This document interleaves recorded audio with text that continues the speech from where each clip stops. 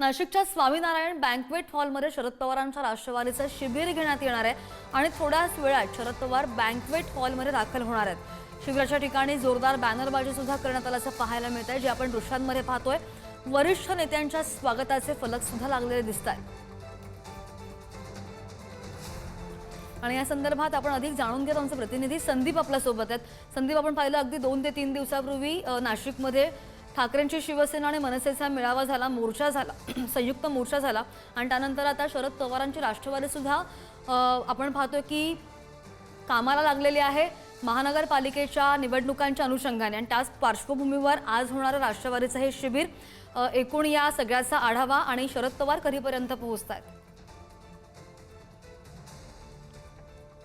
अगदी खरं तर महाराष्ट्राच्या राजकारणामध्ये सध्या उत्तर महाराष्ट्र आणि त्यातल्या त्यात नाशिक चर्चेत आहे असं म्हणता येईल। कारण कालच मनसे आणि शिवसेना या दोन पक्षांचा एक आक्रोश मोर्चा जो आहे तो नाशिकमध्ये झाला होता आणि त्यानंतर आज राष्ट्रवादी काँग्रेस शरदचंद्र पवार यांच्या पक्षाचं शिबिर होतं। मी थेट दृश्य दाखवतोय स्वामीनारायण बँक्वेट हॉलच्या ठिकाणची, ज्या ठिकाणी हे शिबिर होणार आहे आणि काही वेळातच शरद पवार दाखल होतील। मात्र आत्ता आपण पाहतो ही तयारी सुरू आहे। या ठिकाणी ध्वजारोहण जे आहे ते पक्षाचा ध्वज जो आहे त्या ध्वजाचं रोहन जे आहे ते या ठिकाणी केलं जाईल आणि कार्यकर्त्यांकडून ही सगळी तयारी जी आहे ती सध्या या ठिकाणी सुरू आहे। आणि या शिबिराच्या निमित्तानं सगळे राष्ट्रवादी काँग्रेसचे वरिष्ठ नेते जे आहेत ते नाशिकमध्ये दाखल झाले आहेत। अगदी खासदार सुप्रिया सुळे यांच्यासह अमोल कोल्हे असतील, प्रदेशाध्यक्ष शशिकांत शिंदे, माजी मंत्री जितेंद्र आव्हाड यांच्यासह सगळे नेते जे आहेत ते नाशिकमध्ये दाखल झाले आहेत। आणि त्यानंतर मी थेट दृश्य दाखवतोय आतमधली ज्या बँक्वेट हॉलमध्ये हे शिबिर होणार आहे। आज हे 1 दिवसाचं शिबिर असणार आहे।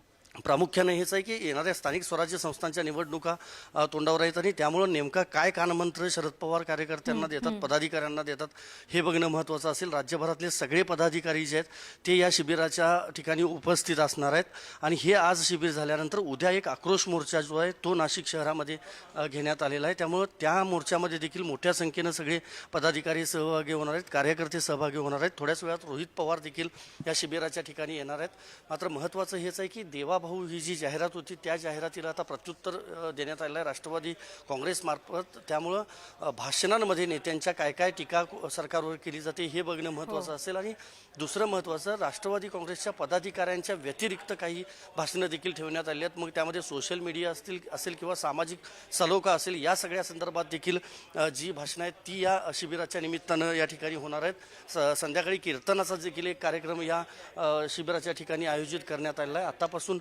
कार्यकर्ते, महिला दाखल व्हायला सुरुवात झाली आहे। कुठून आलात तुम्ही? सोलापूर। काय वाटतं आज पवार साहेब काय कानमंत्र देतील?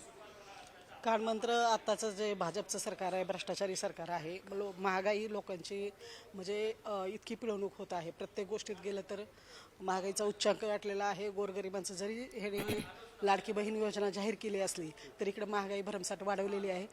त्यामुळं लोकांच्या हितासाठी जे जे काही करता येईल ते पक्ष करणार आहे। पवारसाहेब जो आदेश देईल तो आम्ही सगळेजण त्याचं फॉलो करणार आहोत। शरद पवारांचा आदेश असेल तोच आम्ही फॉलो करू किंवा तोच मान्य करू असं महिला कार्यकर्त्यांनी सांगितलं आहे। बघावं लागेल शरद पवार नेमकं भाषणामध्ये काय सांगतात ते। अगदी नाही, बरोबर आहे संदीप। आपण पाहतोय प्रशस्त आसन व्यवस्था आणि या शिबिराची इतकी मोठी तयारी आणि त्यानंतर यामध्ये या कार्यकर्त्यांच्या भावना।